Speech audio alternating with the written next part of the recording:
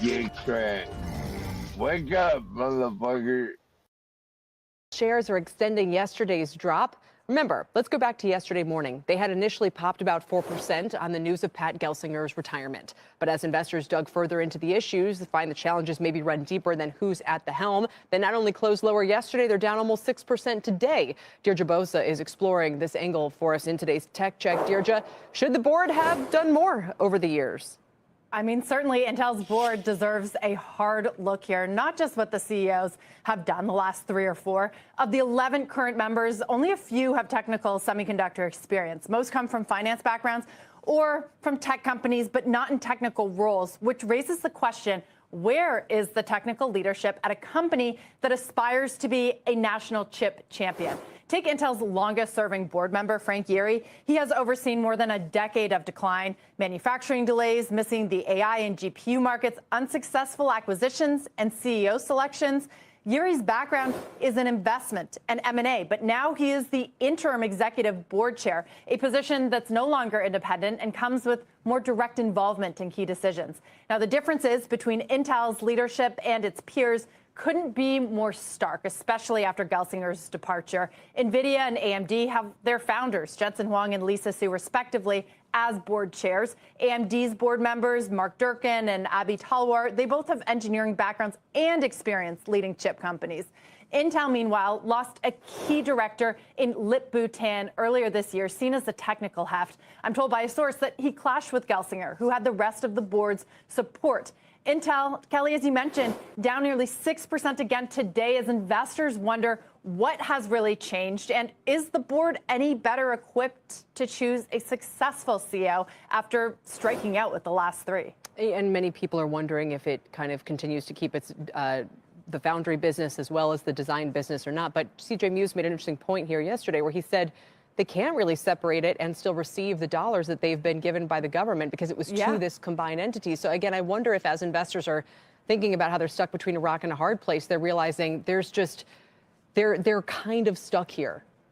They are really stuck, and I think that's what the stock is reflecting. I mean, I mentioned Frank Yeary, right now, who is now the interim executive chair. He's a deal guy, so if there's any optimism that he's going to get a deal done, yes, that means potentially giving up the CHIPS Act money and giving up plans to reestablish Intel as a national chip champion. So where do you go from there? That's what the market is asking, and likely the company may need a new board or at least some more technical expertise, because remember, Pat Gelsinger was that. Now he's gone. We're going to talk more about this next hour, but here's my question is to get people thinking about this. What would Elon Musk do if he walked into the company tomorrow? I mean, in all seriousness, he would fire everyone on the board, probably. That's true. Maybe he would take it in that direction. Deirdre, thanks very much. The tit-for-tat story that has been going on between China and the US for the past few years and probably will continue when the new administration comes in. In this particular instance, China has put a ban on these metals such as gallium and germanium. They can be used in things like semiconductors, night goggles used by the military, etc. Now, sales and shipments of these products from China to the US had already plunged anyway in anticipation of this. Some of those involved in the supply chain have reasonably good inventories in place, but nonetheless, it is an example of how China can be serious and how China can retaliate when it comes to trade tensions. And this, of course, it was in response to previous White House measures to curb technology going to China. I have to admit, I didn't really know of any of these metals, with the notable exception of graphite. This hits home because I play graphite shafts in my golf club. So if they're going to be putting, there you go. And this is hitting close to home here. So, and just globally, as you talk to your sources around the world, how are they viewing tariff threats by President Trump? Is this something that could affect global trade, or, as some people suggest, it's just a negotiating ploy to kind of get people to the table and maybe some other issues that are more near and dear to his heart? I think face value, rival trading partners and economies around the world are taking this very seriously, because if there's anywhere President Trump has been consistent, it's on trade and tariffs. So they know something's coming down the pipe. The scale of it, of course, is what the big question is, and nobody knows what exact levels.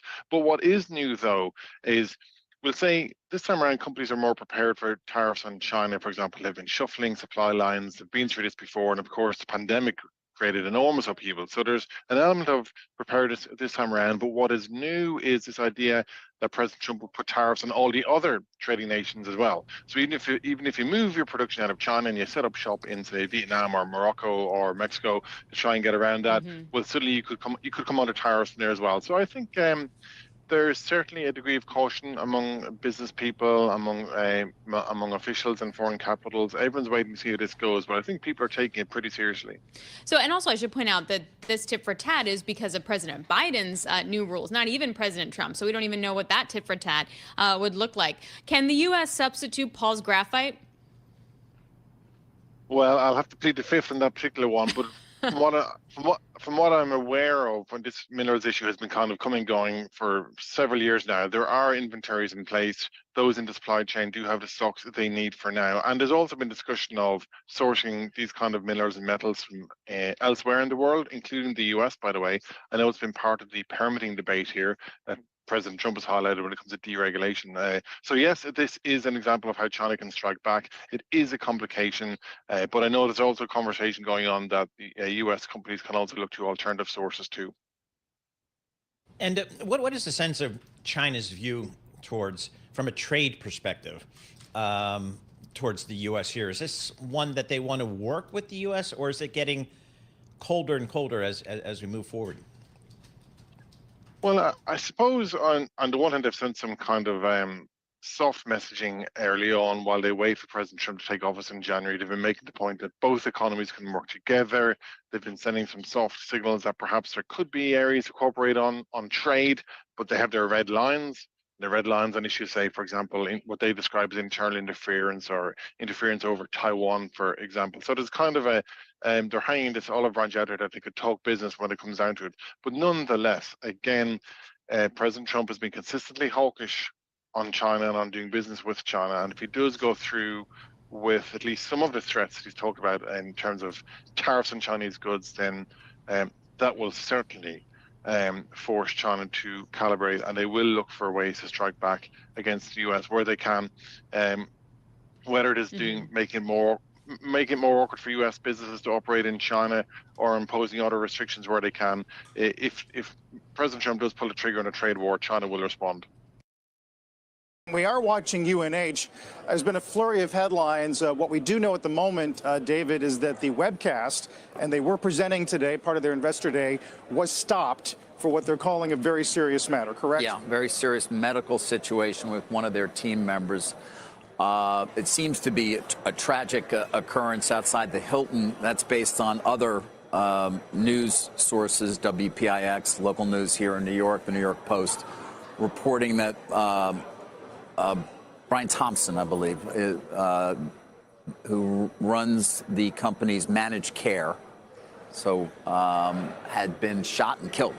That is the reports. Again, we have not gotten an official confirmation from United Healthcare, nor from the police in New York, but it appears to be, according to other reports, that it was a targeted killing that occurred prior to, obviously, the beginning of their investor day here in Midtown, we should say, which we were going to get to at some point in terms of discussing a bit of a revision in guidance from the company. But obviously, this supersedes that. And now that investor day, as you might imagine, has been suspended.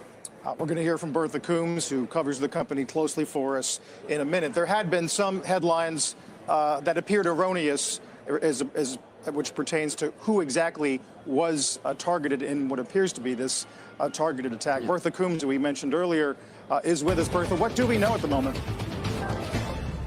All we know at the moment, as according to the NYPD, there was a fatal shooting outside the Hilton this morning at about 6:45 a.m. Now, police officials have not identified the victim, but several reports have said that it was Brian Thompson, who's the CEO of United Health's health insurance side. That's United Health Care. He has been CEO of that unit for some time, would have been expected to be presenting today. The company did start its investor day webcast a little bit late this morning. They did make no mention of it, but as the headlines began to cross this morning, over the last few minutes, they did stop the presentation, saying that they're afraid that some of you may know we're dealing with what they call a serious medical situation with one of our team members. As a result, executive said, I'm afraid we're going to have to bring to close the event today. We have reached out to United Health, but as you can imagine, they are in the middle of this crisis and at this point have not issued any kind of comment or confirmation on the situation. We don't know what the circumstances of the shooting may have been, but according to the police report, the suspect shot Brian Thompson, according to reports, and then fled on foot.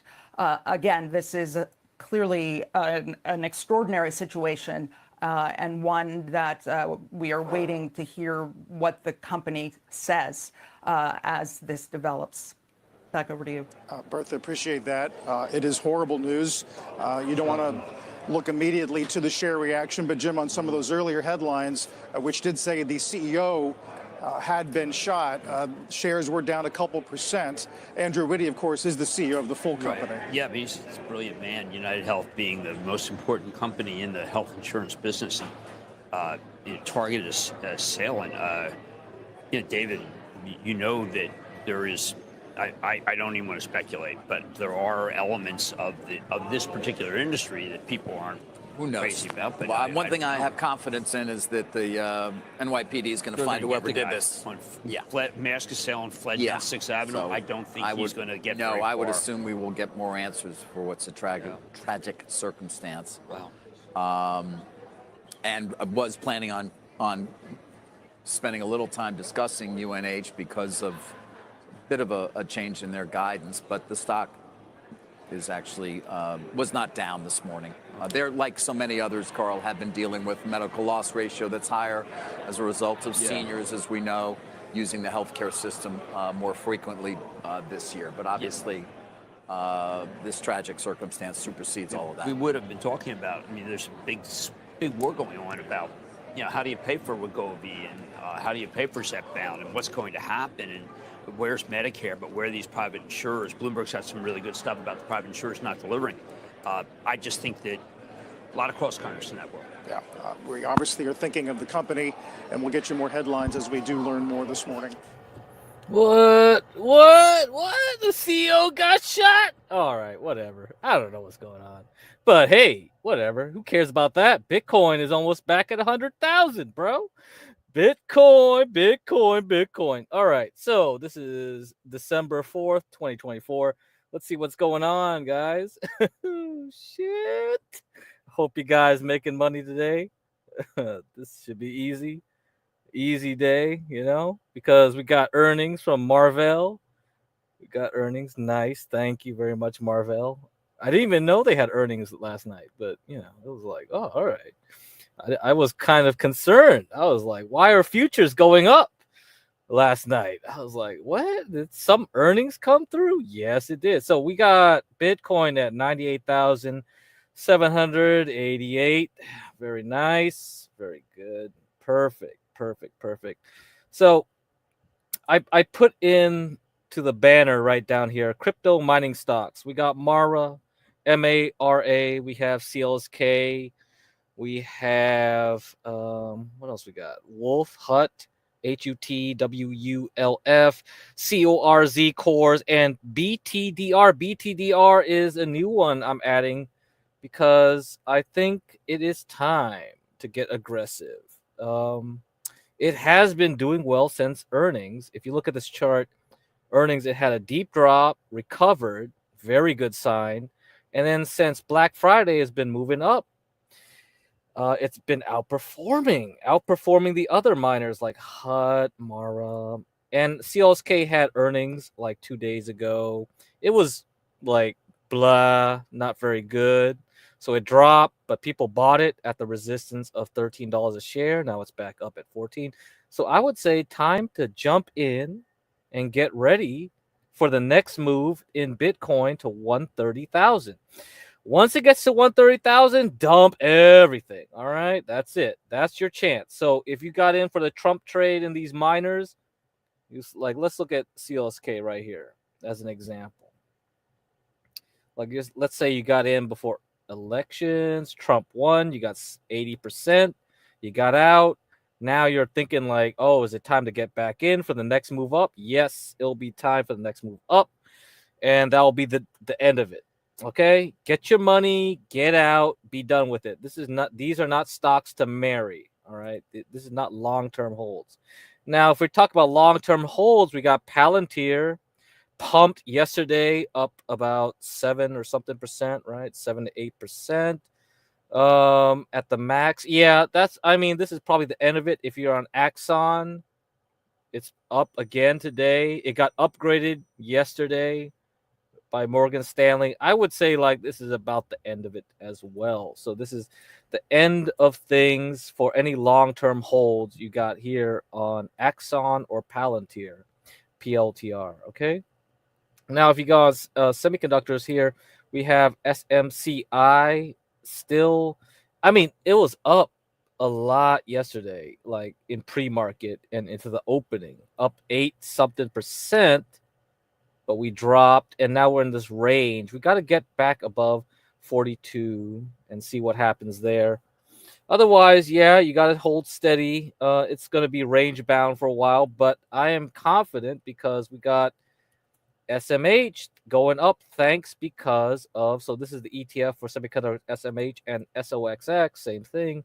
SOXX kind of weaker because it has a different weighting. SMH has more weighting on Nvidia and stuff like that. So Marvell earnings to yesterday push it up 23%. So yeah, we got a good pump right now on tech. Now, I would say you better be cautious for Friday then. If Friday's employment data for payrolls in November is not as good,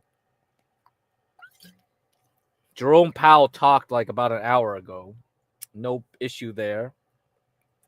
Markets are still up. Yeah, we got a ways to go. I think,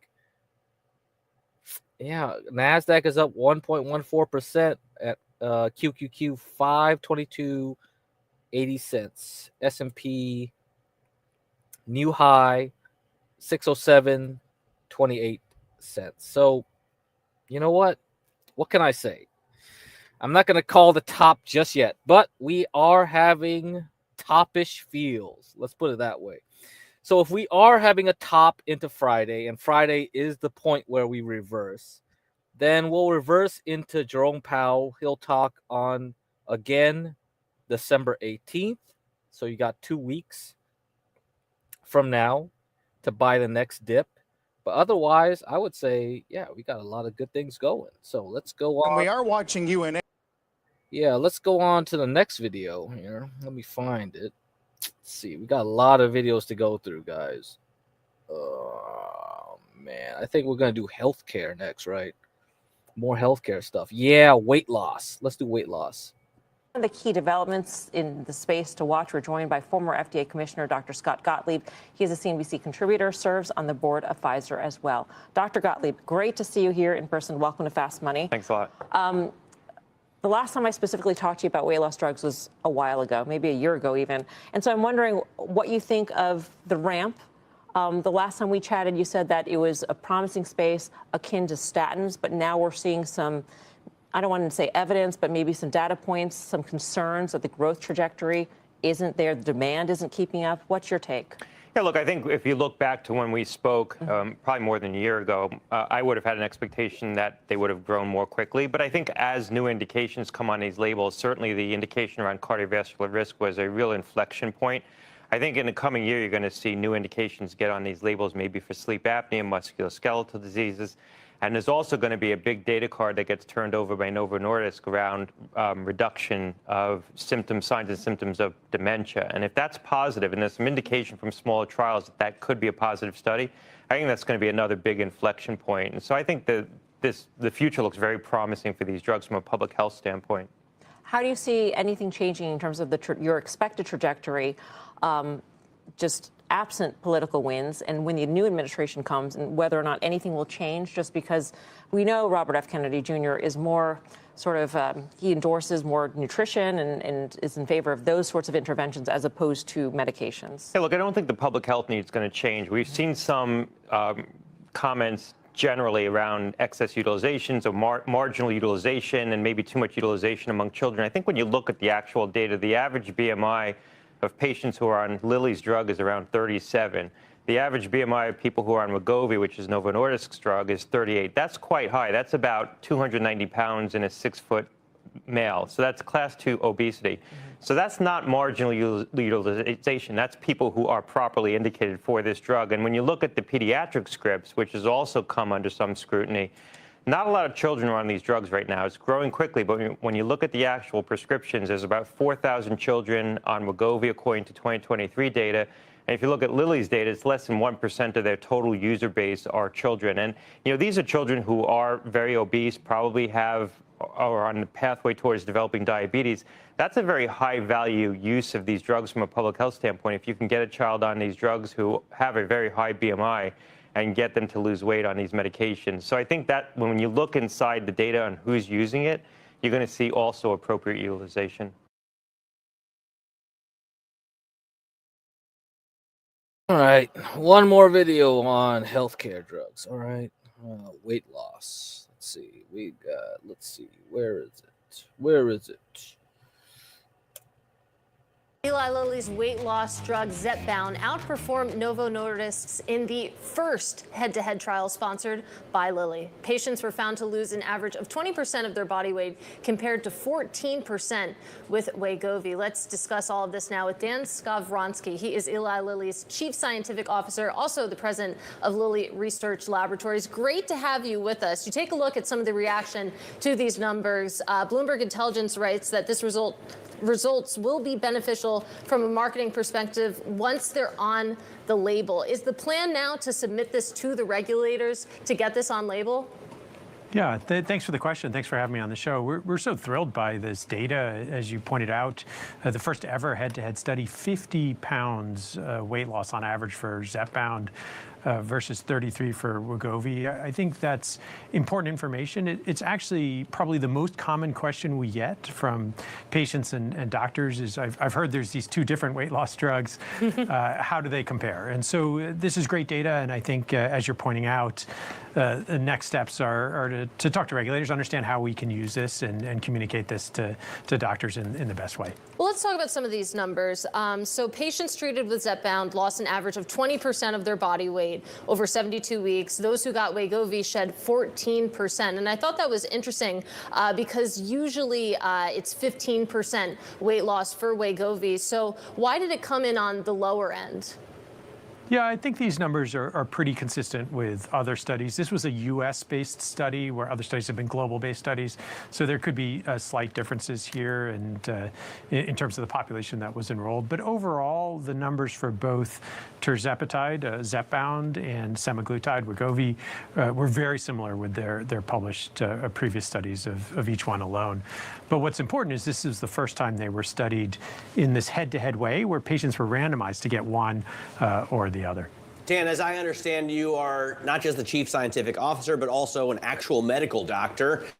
Yes. It's not just about weight loss for patients, right? It's also about keeping side effects as reduced as possible. There are other benefits to these drugs. Hopefully reduces your risk of heart attacks. Also maybe can reduce your risk of dementia in some ways. What's the more holistic picture about how your drug affected patients in this trial?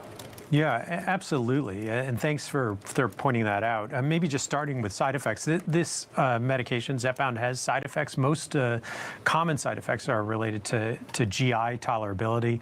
We were pleased with the data we saw. They were consistent with prior studies, which showed that this drug is actually highly tolerated by most people, and nearly everyone can stay on the drug and complete the trial.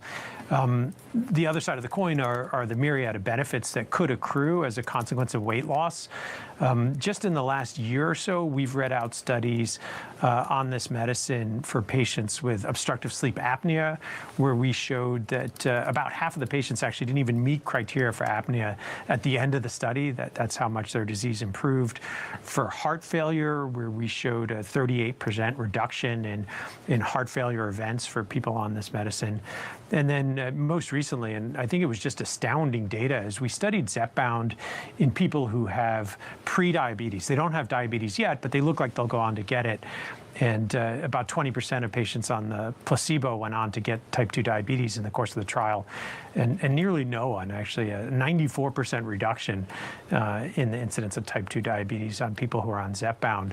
So all these kinds of studies show that losing weight and treating obesity can actually prevent or improve a number of other serious chronic diseases. I'd love to go back to the competitive landscape here for a minute, because of course this study did show a significant differential, but the next catalyst that investors are looking out for also is when it comes to Novo Nordisk's CagriSema, and there's an expectation there of a 25% weight loss, and the data is due by year end. You know, how do you see that challenge playing out in terms of competitive positioning? Yeah, let's see. I think it's a really great dynamic for patients and society here. Novo had the first monotherapy for obesity here. We had the first dual-acting GLP, GIP combined medicine here, which showed superiority today. But Novo now comes out with their own combination of two different actions here, GLP and cagrilintide. We haven't seen the data yet, so we'll have to wait and see how they do. And then Lilly, guess what? We have a triple-acting molecule now that's in phase 3 trial called retatrutide that combines 3 different incretins. And we'll look forward to getting that data in coming years. But what we're seeing, I think, is a breakthrough in the science that's allowing us to create more and more powerful medicines, to the point where I hope most people with obesity will be able to get to a normal body weight with these medicines. Actually, in this trial, we saw a significant fraction of patients, almost a third of them on Zepbound, had 25% weight loss. That's just a life-changing number, and it was twice as likely to happen on Zepbound as on Wegovy in this trial. Well, first of all, Dan, you make a great point. We talk about this race between Eli Lilly, this rivalship with Novo Nordisk. The ultimate winner is patients in this scenario. And you mentioned, of course, that larger trial that you're conducting for retatrutide right now. In a smaller trial, I believe, a smaller study, it delivered 24% weight loss. What are your expectations from this larger study when it comes to weight loss? Yeah, I don't know yet, but in that study, it was actually a shorter duration. It was less than a year. And at the end of the study, people were still losing weight. So I'm hopeful that in a larger study, a longer study, we could see even more, maybe get close to 30% body weight. These are levels of weight reduction, though, that are very comparable to what's been seen with bariatric surgery, which, although is obviously invasive and costly and dangerous procedure, but still many people benefit from bariatric surgery. And so to be able to offer that is really a dream, and we're so excited by that. Well, I mean, at a certain point, it becomes kind of a ridiculous arms race, right? I mean, do we lose 70% of our body weight? Isn't there a point where you work on other things besides reducing bigger and bigger percentages of your weight until somebody loses like 100%? Yeah, no, it's a good point. Of course, it's not an arms race. We're not making weapons of mass destruction here. We're making medicines that make people feel better. But you're right, there's diminishing returns at some point. And I think we're reaching that point soon. These medicines are strong enough that most people will be able to achieve a normal body weight. So what else can we offer patients as we continue to try and out-innovate each other to make better and better medicines?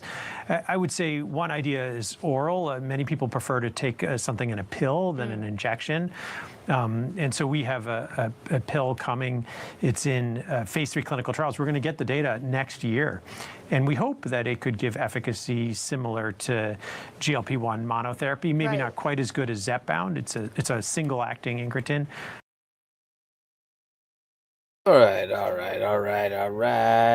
Let's see what we got. HIMS, H-I-M-S. So, H-I-M-S, generic GLP-1 drug producer.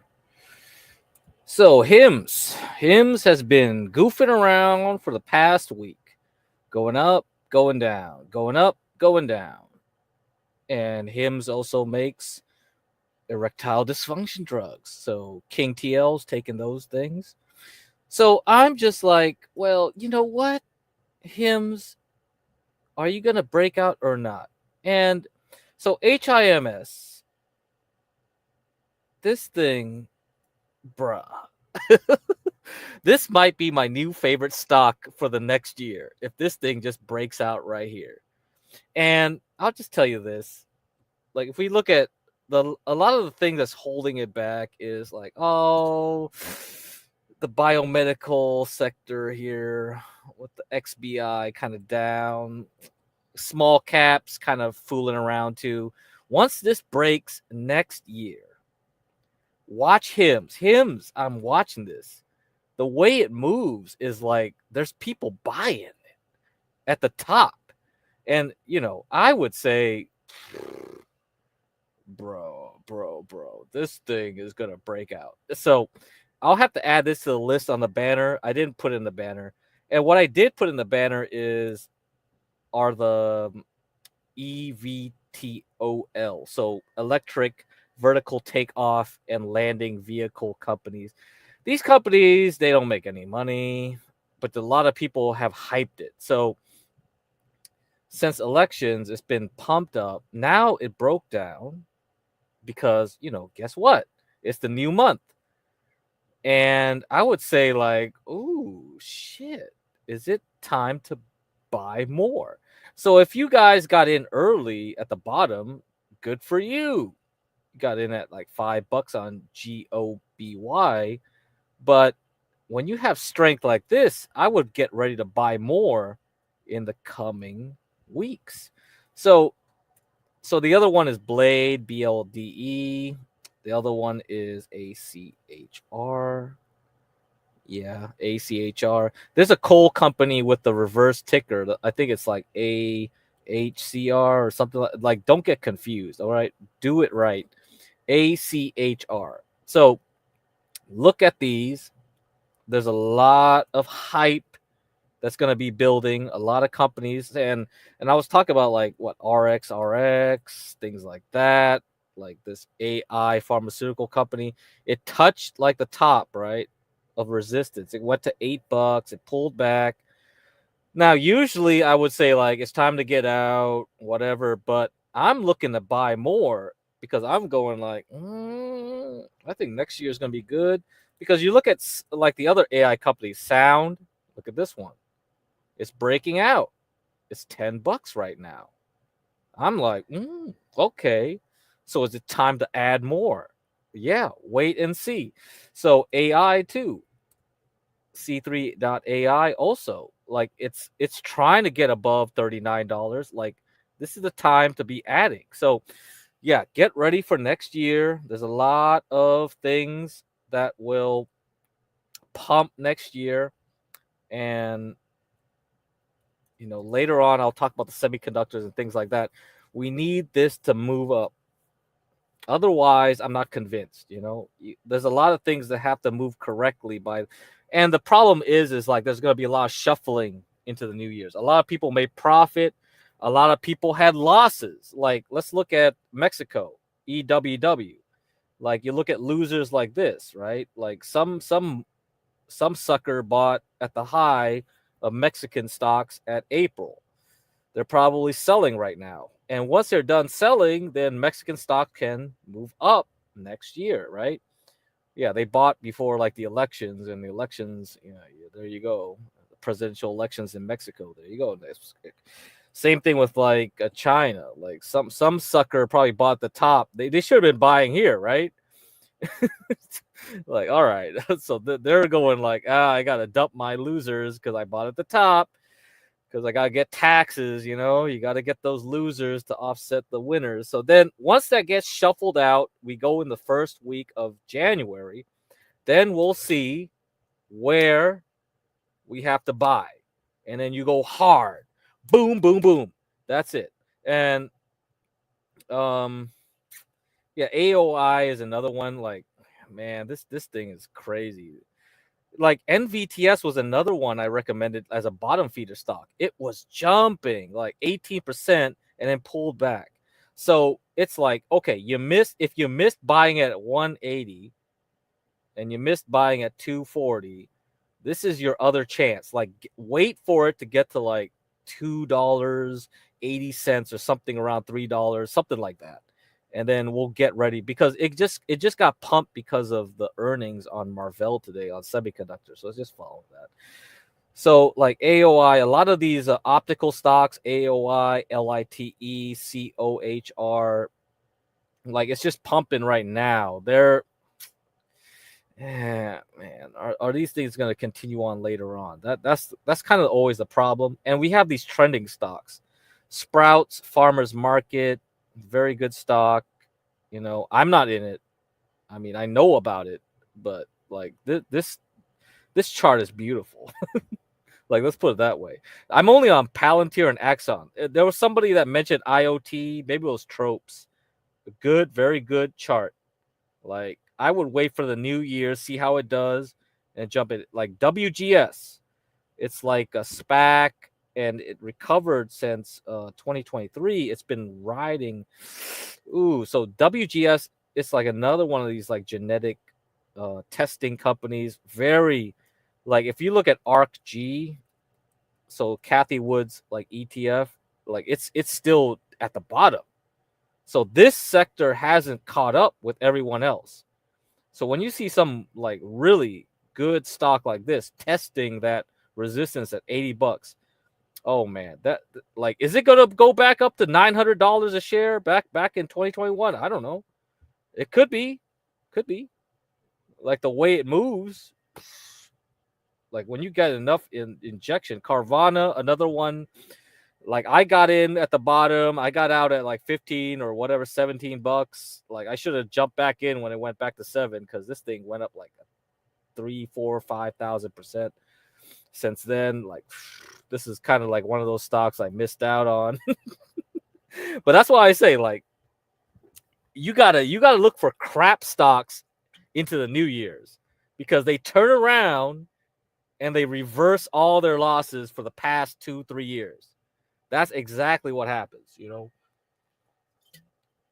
So you look for like losers. Look for losers into the New Year's to get ready to buy up into the New Year's. And then the New Year's, when you see like positive reactions, then you go like, you know, the funny thing about Spotify, another good stock. Spotify is actually one of the only European stocks.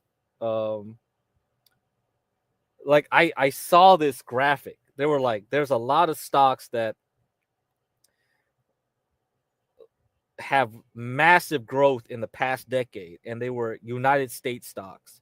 Spotify is the only European stock to match that kind of growth. Everything else is like behind. So yeah, when it breaks out like this, you got to pay attention. It's at $501 right now. Okay. ISGRG, another one, very good. There's a lot of very good looking chart type stocks, you know, that you have to pay attention to the New Year. So look at the winners, look at the losers into the New Year's. All right. Yeah.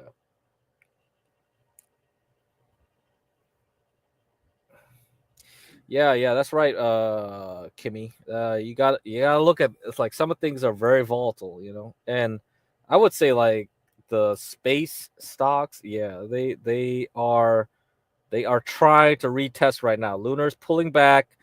These are the stocks. So RKLB, LUNR, ASTS, PL. We talked about that 2 nights ago. And it's like, oh, it's got earnings too. So let's watch where it goes, because these things could be bought in the coming weeks. Very good. And yeah, also like the shrooms. So MNMD, ATAI. So I'm looking to buy. Definitely looking to buy. So let's look at the Bitcoin right now. What the heck is it doing? Oh shoot, it's almost at 99K again. I don't know. I don't know what's gonna happen. Let's see. SMCI. Like, all right, it's trying. SMCI is trying to get back to like 43. Oh, but yesterday it was like at 46. Oh shit. All right, this looks good. So I said I wouldn't trade, okay? I'm not gonna trade. I do have some swing trades. Like, so if you're like, in my parents' portfolio, I try to keep things more conservative. I do like TLT or TMF. TLT, TMF is like the bond. All right. So we got bonds doing really well. It's curving up. Okay. I'm waiting to see if I buy more. I also added some Mexico, EWW. MEXX is the leverage. All right. So if you want more juice, you can get MEXX. And then also semiconductors, SOXX and XOXL was the leverage, 3X. So I bought it for them at 27. It dipped below it. It came back. Now, should I buy more? I don't know. Out at one of the last videos I'll show you is like Samantha will go over her updated prognostications on semiconductors. So 2 weeks ago, she said like she thought the SMH ETF would go back to 270. Now that's a very wild claim to make, She thought, and now she's updating and she thinks like, yeah, by sometime mid-January, it'll be at 270, something like that. So let's say this goes up to 270, right? That's 6%. Not bad. But if you do SOXL, that's about like what, 15%, right? Approximately. It's 3 times that. So let's say it's 15%. We can get 15%. That's at least 35. If it can get up to 40, that's amazing. So I mean, for anybody that's doing more conservative things, like for 1 to 2 months, you'll get a return of like 30%. That's amazing. If you get 15%, that's amazing. So anything around that ballpark, yeah, this is where it's going to be good. From that point on, I would say like worry about the NASDAQ, because the NASDAQ right now is way too high. Come on, this is crazy. I am sure that it's going to have a pullback eventually, very soon. But right now, not bad. Oh, okay, Bitcoin's above 99K. Very good. So watch out for Friday. Friday morning, Eastern time, it's 1 hour before open. So that's 8:30 Eastern time payroll data. If that thing juices up the market on Friday, okay, watch out. Like, that might be a great time to sell. If it doesn't, then we're going to have pain until Powell on December 18th before Christmas. Okay. But if it pumps it, then it'll pump for another week. I don't know if the inflation data next Wednesday, so inflation data will come on the 11th. I don't know if that's going to matter too much then, but it might. But payroll is probably more important. They're going to have to see how that goes. And if that, I mean, I don't know. Everything's always data dependency. This is really annoying part about trading in this kind of environment. All righty. Let's see what's the next videos up. Okay, I have some crypto stuff, huh? Okay, 2 crypto videos for you. I think this will be interesting. You guys should listen to this one. I might add this to the crapola list. And Bitcoin, we've seen the price skyrocket. You have companies like MicroStrategy going out into the market and looking to snap up all the available supply as quickly as it comes online. Seems like a very big opportunity. It's where your roots are. And then on the other side, even just this hour with some of the earnings we got, the fact that AI seems to be materializing in a more meaningful way across companies, whether in the case of just this hour, we heard about it from Salesforce, we heard about it from Marvell Technology, from Box. How are you thinking about these 2 different businesses and how they coexist? Yeah, it's a great question, and thanks for having me, Morgan.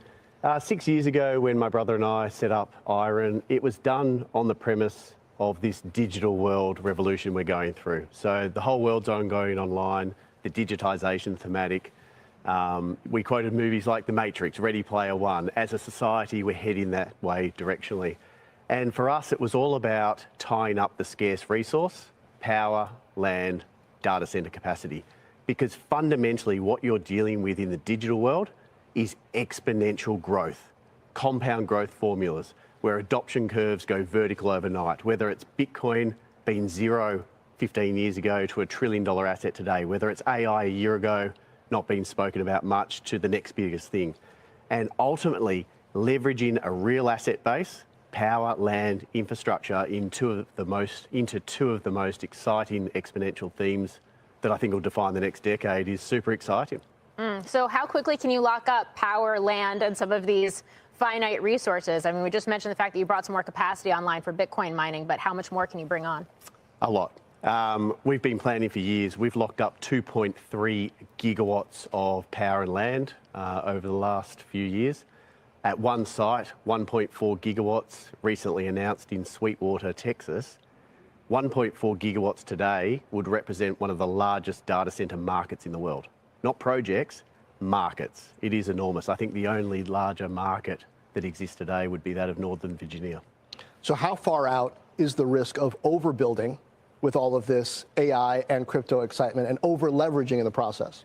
So that's the funny thing. I'm talking about really big numbers relative to where the industry is now, but we're talking about requirements of 50 gigawatts, 50 gigawatts by 2030 of new AI data center capacity, according to McKinsey. What we've got, despite it being really big in relative to the existing capacity today, it's a drop in the ocean relative to where we need to go. And this is the whole real world, digital world dislocation. You've got these exponential growth drivers in the digital world, AI, Bitcoin, whatever's around the corner. But the ability to service that is dictated by real world challenges. And there becomes an inflection point where the real world can no longer scale exponentially. You cannot click your fingers and come up with tens of gigawatts of power and land. You cannot plug a computer into a high voltage transmission line. And this time to power narrative, it's absolutely real. It is taking longer. It is getting harder to build all this real world infrastructure to serve, build all this real world infrastructure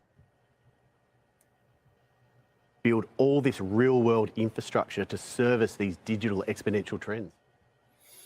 Okay. All right. Well, gigawatts, lots of gigawatts needed. And, let's see what we got here.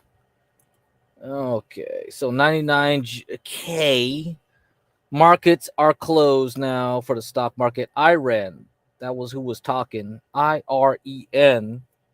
And, this is on my list too.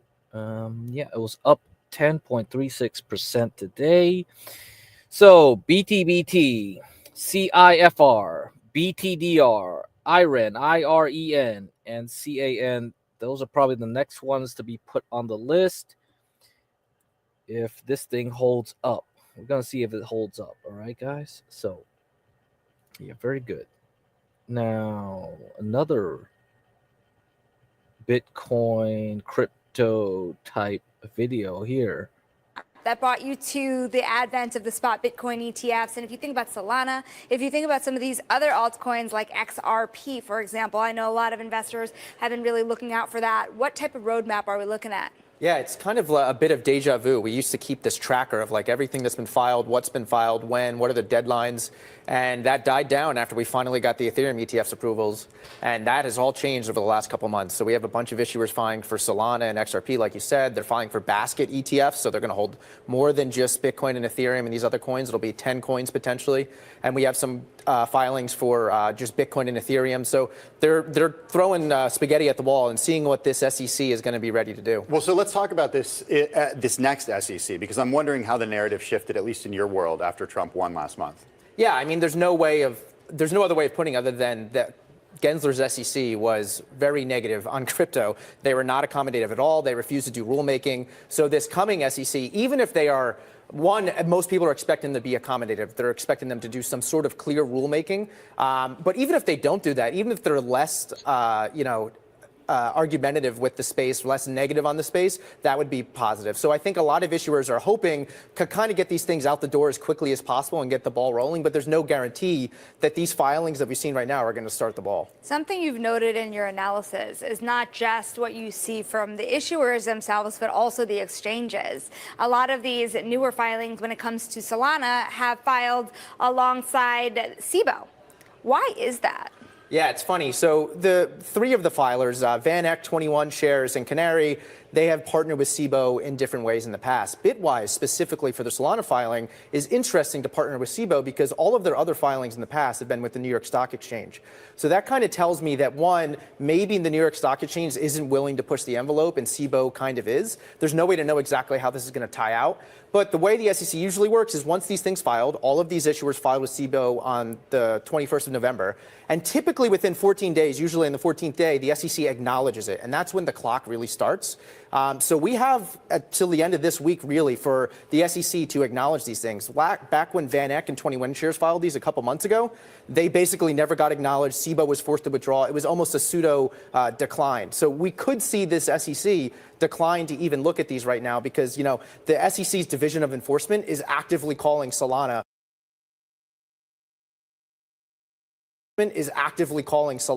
a security or saying that. All right, so we got a lot of things to look forward to in the coming quarter. Let's see.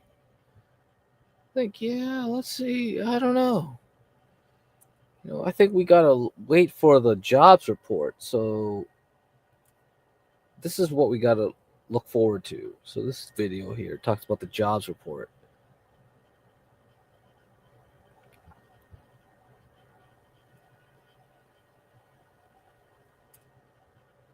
Economics looking for 182,000 jobs to be added on Friday, coming in below the median in our survey of 218. We're pleased to catch up with Anna Wong of Bloomberg Economics for more. Anna, welcome to the program. Walk us through the underlying weakness that Ian's identified and whether you share a similar view. Yes, so we identified that the underlying weakness is in leisure and hospitality for the month of November. Now, in October, the weakness that's unrelated to hurricanes or the strike at Boeing was with professional and business services. So these two are rather cyclical sectors, but it's kind of hard to see. I think a lot of people miss these signs because one would have thought that leisure and hospitality would be affected by weather. But what we're seeing is a pervasive, geographically pervasive weakness in leisure and hospitality. And this is the reason why we are not as optimistic as Ian in thinking that it will rebound all the way to 250. And what's more important, the actual headline number, the revisions, the unemployment rate, or the wage gain? I think that for markets, definitely the printed non-farm payroll. So it's quite important to know what this Friday's number would be. But in terms of thinking about the real momentum of the labor market, it would be adjusted for revision. So, Powell had mentioned that he pays attention to the QCEW report, and he does this mental adjustment to the printed payrolls. Well, the latest QCEW, which we got a couple weeks ago to no fanfare in the market, is that the average downward revision per month in non-farm payroll should be about 100,000 from July of last year to June of this year. So if you think that everything should be revised down by 100,000 and we are getting 182,000 this month, then the real job creation was only really 82,000, which is well below the pace needed to stabilize unemployment. And for that reason, we expect unemployment rate to climb. Which is why you're looking for 182 on Friday. Anna, thank you. Oh, it's bearish, is it? All right. So we got bearish prediction on unemployment. Let's see. So we'll go on and continue on. Let's see what we got here. Some AI things, I think. We're going to talk about AI. Let's see. So OpenAI, yeah, we got some OpenAI stuff. They got an interview today. Spark an arms race. It really redefined the possibilities of technology. And as he pushes towards general, or AI, I should say, artificial general intelligence, we're forced to grapple with some very big questions about the future of work, about the balance of power, about ethical questions, and so many other things. And we're going to delve into all of that with Sam. So thank you, the man at the center of it all. Thanks for having me. So here's where I want to start. 2 years ago, almost to this week, basically, you launched ChatGPT. And I think it's fair to say that when you press the button, since then, all hell has broken loose. You know, it does feel like that. It has changed the global conversation. It has changed fundraising, priorities, the move of resources. Other technology companies have shifted the way they're doing things. There have been lawsuits, all of it. And so I'm very curious if you could just take us back 2 years ago, literally almost, as I said, to the day or to the week, and what you thought was going to happen when you pressed the button. So in the abstract, we always knew there would be some moment where, for whatever reason, like the world would go from not getting it to getting it. And that all of a sudden it would be clear that this technology was working. Like internally, it at that point seemed very obvious to us that language models were going to keep scaling, they were going to do all these useful things. And why it happened at the launch of ChatGPT, I mean, I have some theories, but why it happened then and not when we launched the GPT-3 and the API earlier, or why it didn't happen until GPT-4 launched several months later, like why that exact moment, I think there is some like chanciness to when it actually catches fire. We had observed, though, with the API and GPT-3 that, you know, GPT-3 was a little bit early and it didn't work for that many things. But in some sense, one of the killer use cases of it was developers in the playground, which is where you could like test ideas quickly before you implement the API. They loved just talking to the model. They would just sit there and like talk to GPT-3 conversationally about whatever. And that was kind of the main thing people were using it for. So we said, well, if that's what people want, we can make it much easier to use. You don't have to sign up for a developer account and do all these other things. And we can sort of tune it to be good at conversations. And so we said, okay, let's make this as a product. Now, we'd actually been planning to launch it with GPT-4. We finished GPT-4 in like August of 2022, but we held it for a while. Oh, man. Oh, my God. Yeah, everybody's going to talk to chatbots, man. That's pretty much how it's going to go. So now we're going to shift gears to earnings. So we're going to talk about soft Salesforce earnings. I think that's very important. That's a big component of a lot of indices.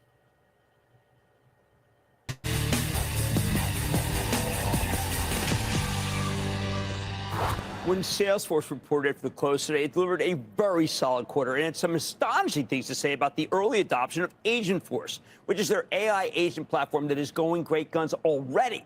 In response, the stock caught fire in after-hours trading, could have even more room to run earlier today. We spoke with Mark Benioff. He's the co-founder, chair, and CEO of Salesforce. To learn more, I want you to take a look.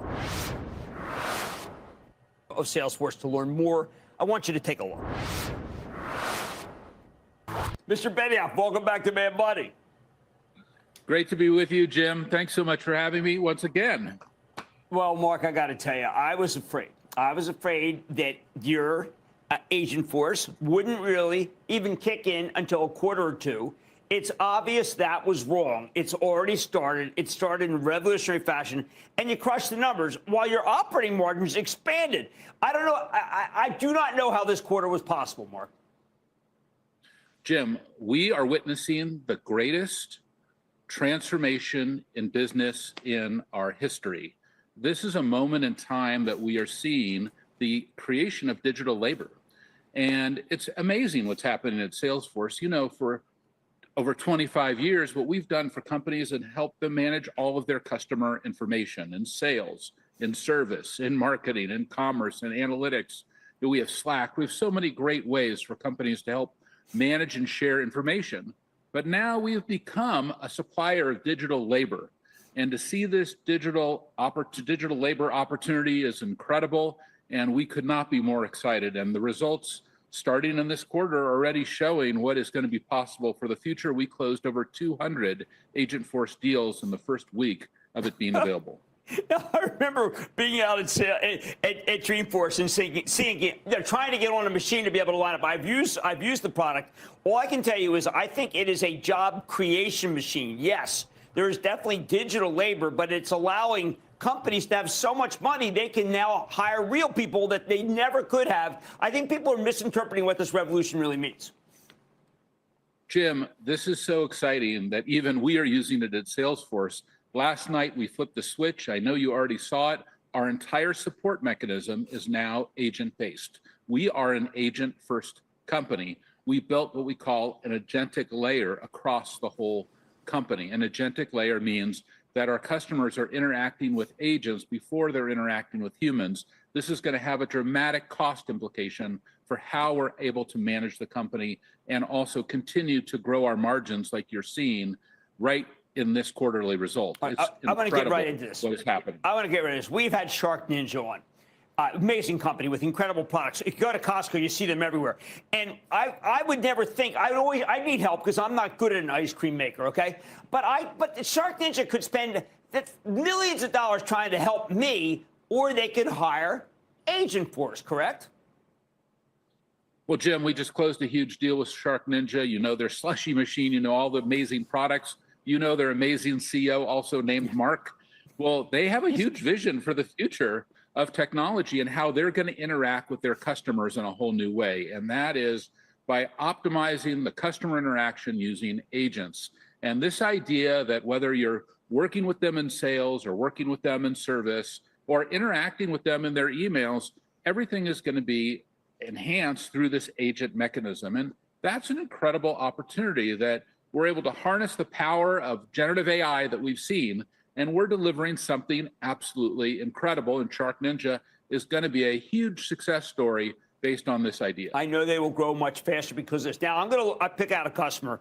It's going to be a nightmare customer. No one is ever going to think they could ever be a customer because you just say, forget it. I'm not talking to them. Heathrow Airport, a nightmare for travelers. I didn't even know that you could even get their help. They are now offering help?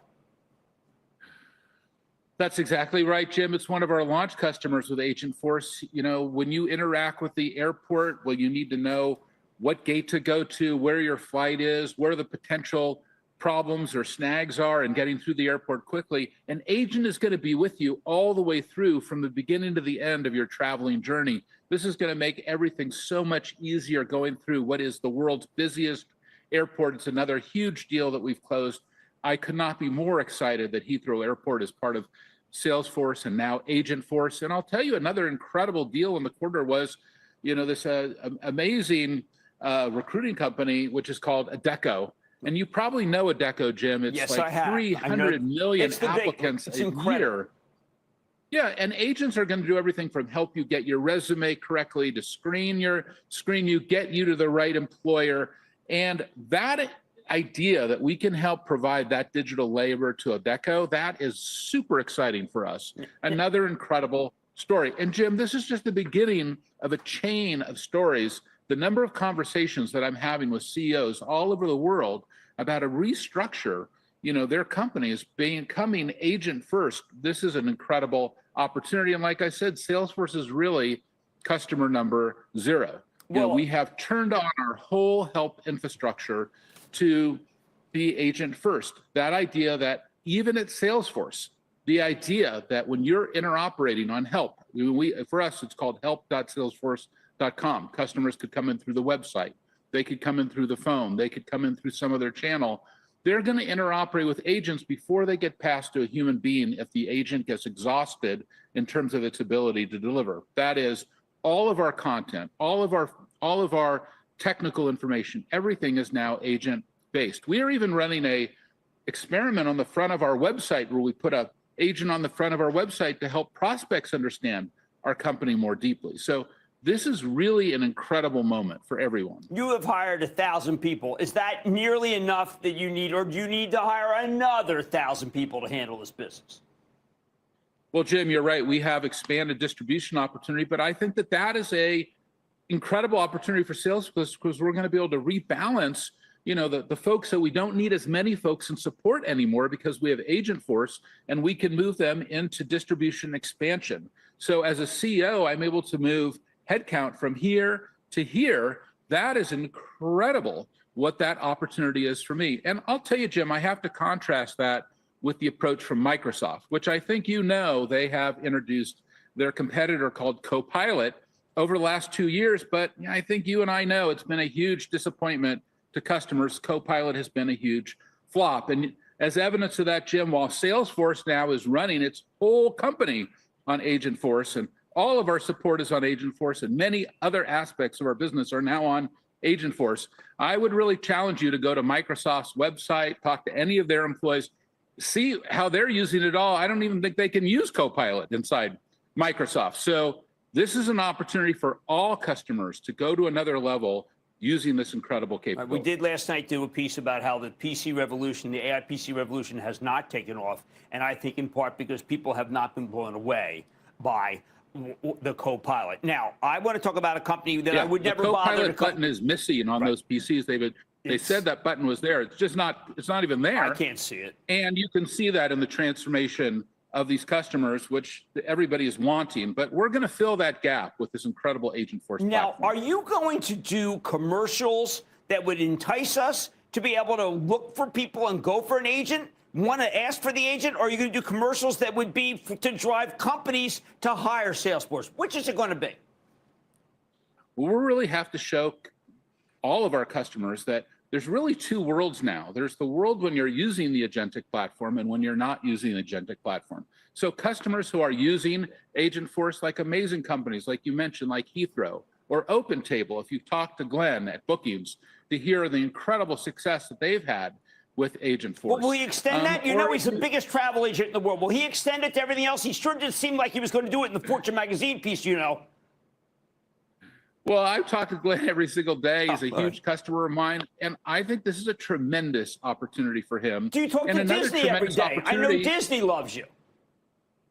Disney and Saks Fifth Avenue has turned on Agentforce as well, which is going to be a huge opportunity for this holiday season, that you're just going to be much more well-dressed if you are, a Saks Fifth Avenue customer, because you're going to be interacting with Agentforce. We're going to make sure you look better. So will we ask for the agent over the human? When we go into healthcare, will we ask for the agent over the human?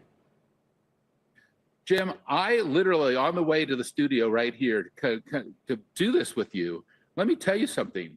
I got a phone call from my hospital because I'm going to go in for some preoperative work, and then this and that. They're literally on the way to the studio right here to do this with you. Let me tell you something. I got a phone call from my hospital because I'm going to go in for some preoperative work, and then this and that. They're asking these questions, et cetera, for my Jim, you know me too well. And so I'm like talking, when I hang up, I was like, I think that just cost them $100 or $200 to cost me. We can probably do that for a couple dollars for them with Agentforce. Why isn't the hospital using an agentic platform? This is a tremendous opportunity for preoperative and postoperative care. And that is another great example. So let's just look at that. You're going to be healthier. You're going to be dressed better. You're going to get a better table at the restaurant. You're going to get through the airport quickly. I mean, every aspect of your life is going to be better. And we're going to operate our costs of our businesses in a much lower, easier way. So this is a one last question. If I call the Benioff Children's Hospitals, what will happen? Will I get Agentforce, or is that a late adopter? Well, Jim, we're having that conversation right now.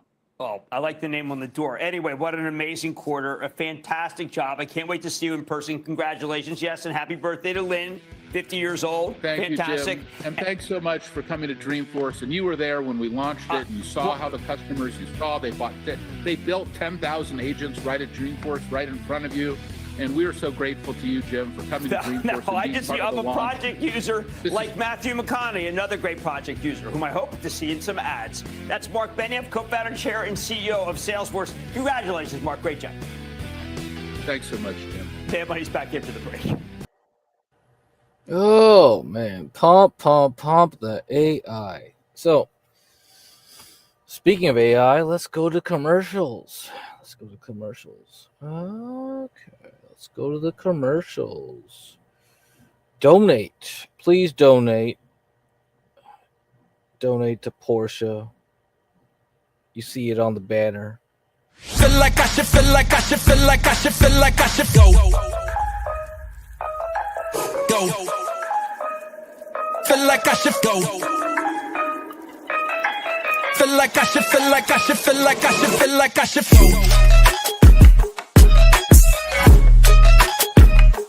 Feel like I should go. Feel like I should, feel like I should, feel like I should, feel like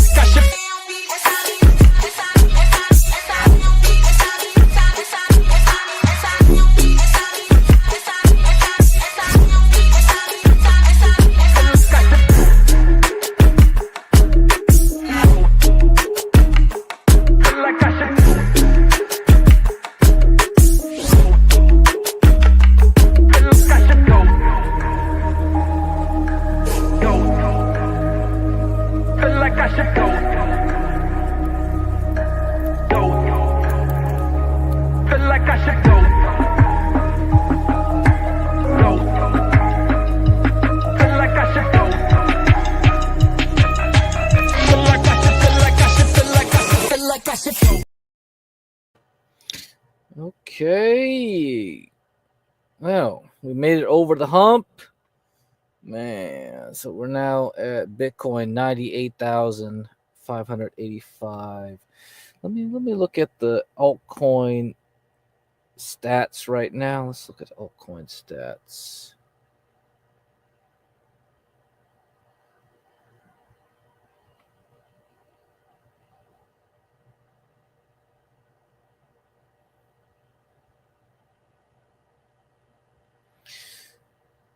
Okay, so we got some stuff here. I don't know.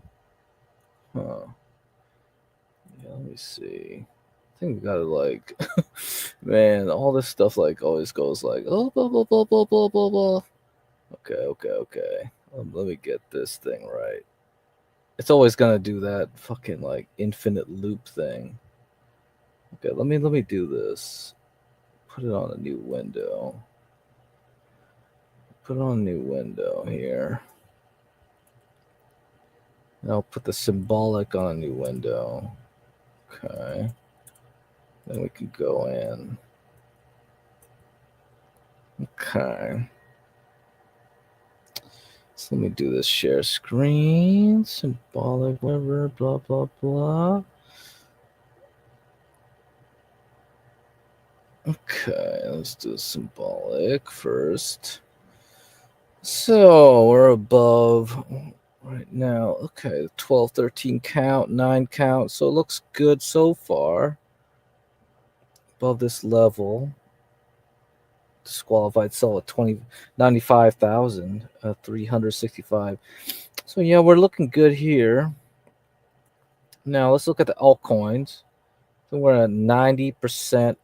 So we're definitely well above the performance of altcoin season. So you can look at the banner scrolling below. You've got HBAR, XLM, SUI, XRP, Doge, Algo, ALGO, OM, ADA, Carvana, VET, FTM. And that's it. I think Pepe is out of the loop. So Pepe is out of the running. Let's see what else we got.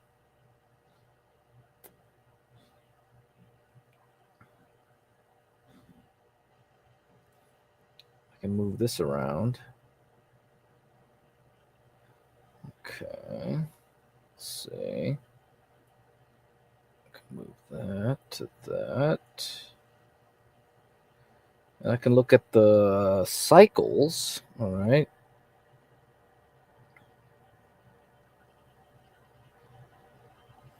So I can look at the cycles for natural gas. I want to talk about natural gas too, but let's get Bitcoin right now.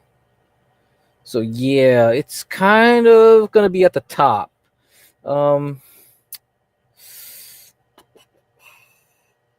mean, I'm hoping it can get to 130, but there's no guarantee it can.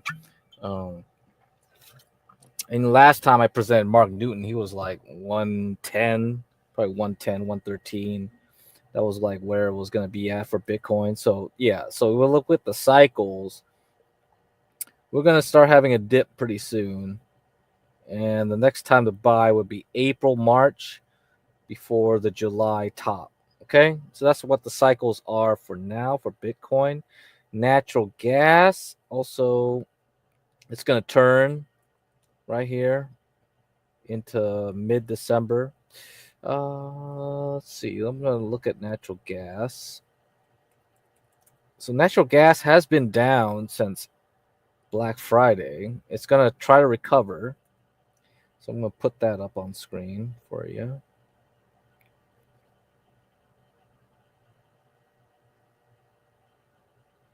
So here's a spot natural gas.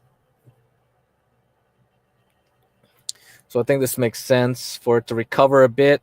I would probably start trying to short it again in the coming days. I don't know. Thursday we'll have the Henry Hub. So that's tomorrow. So if we could do natural gas futures. Yeah, we're bouncing off that like area here. Let's look at that. Yeah, you see natural gas. Yeah, we're in the midpoint here. This one I have a different chart. I think, yeah, we'll try to recover. This one, we're in the midst of it. Maybe we can get the $3.2 per, what is it, million BTUs, British thermal units? Yeah. Same thing here. We're trying to get on that top. All right. So, yeah, if we're going to go there, I'll probably buy more cold again when it dips. But right now, yeah, I'm not going to play it. I'm not going to play this thing. I mean, you could try to get Boyle and see if we can get a top here. A trade here up like 38 to 40 something. But, yeah, I'm not going to go for it. I'm not going to go for Boyle. But, yeah, if you're going to do short, then you go cold, KOLD. Yeah, that's about it.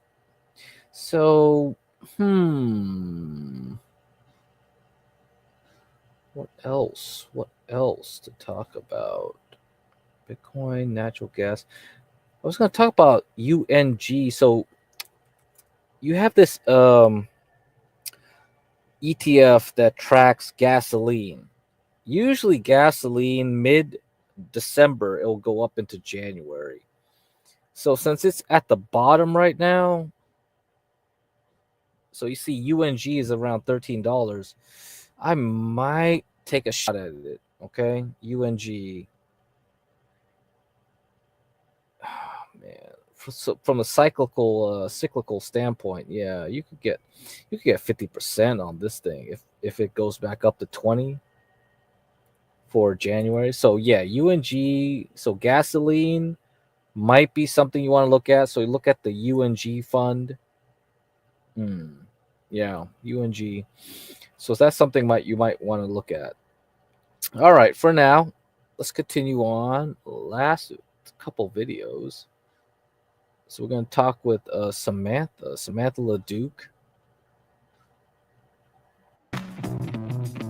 Introducing the 3-part options course with Hans Albrecht. Get access for free by scanning this QR code or clicking on the link in the description. So I'm very bullish NVIDIA into January, and here's where I've talked about this before. This 136 is support. We blew through it, but look at that 55. And I said the 155 at the time was 135. We broke below it last Wednesday, and we hit a low of 131.80. 131.80 before getting absolutely defended, closed above, which was critical, that 135. We literally closed at 135.34. And then here's your Friday. Friday we popped up, and here we go. So this is a very nice chart of support. Here's your 10-week, and I had 131.26 as an overshoot, but look at that. We literally just formed a wick and got right back above and closed above the 10-week. I am very bullish NVIDIA into January. 160, 170 if we have a melt up, but at least coming back up here. So that means semis at some point should get defended as well. I'm not talking about just this afternoon, right? I'm talking about end of January. End of is a little bit too far. I think mid-January might be a little bit safer,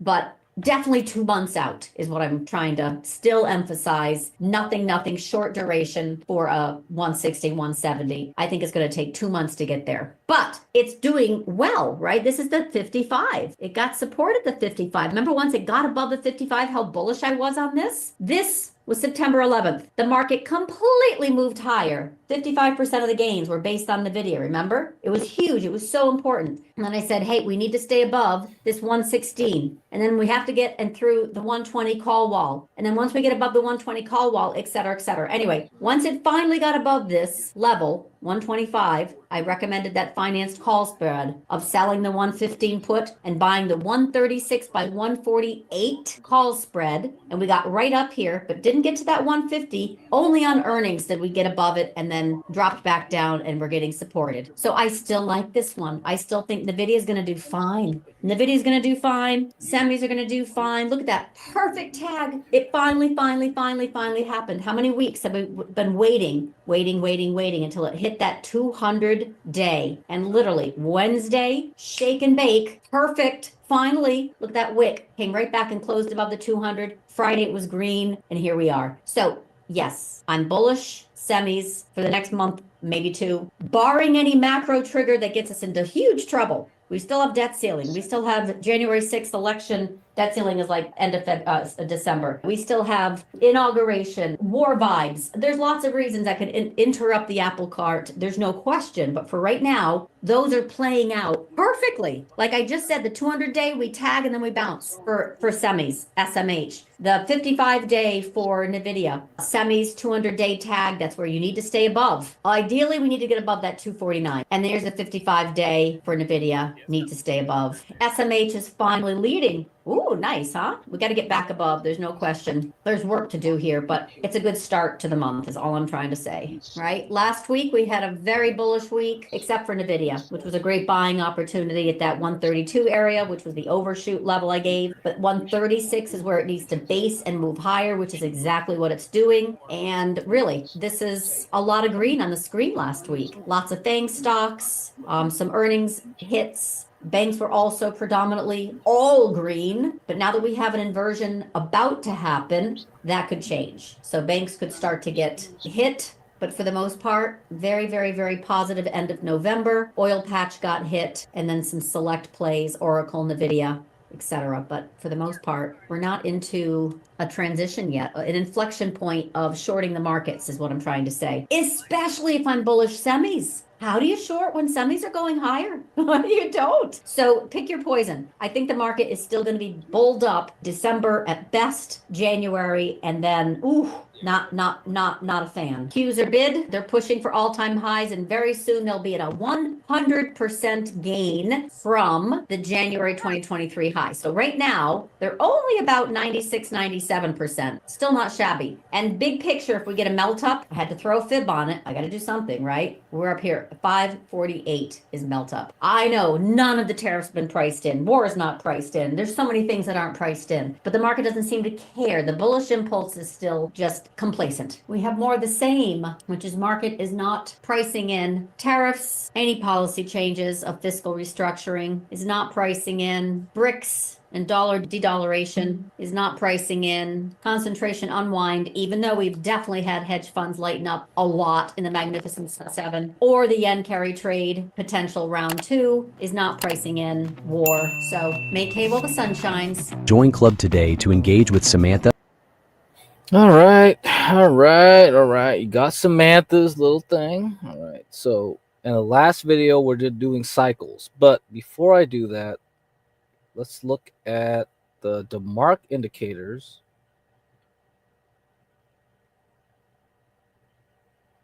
Let's see. We got that going.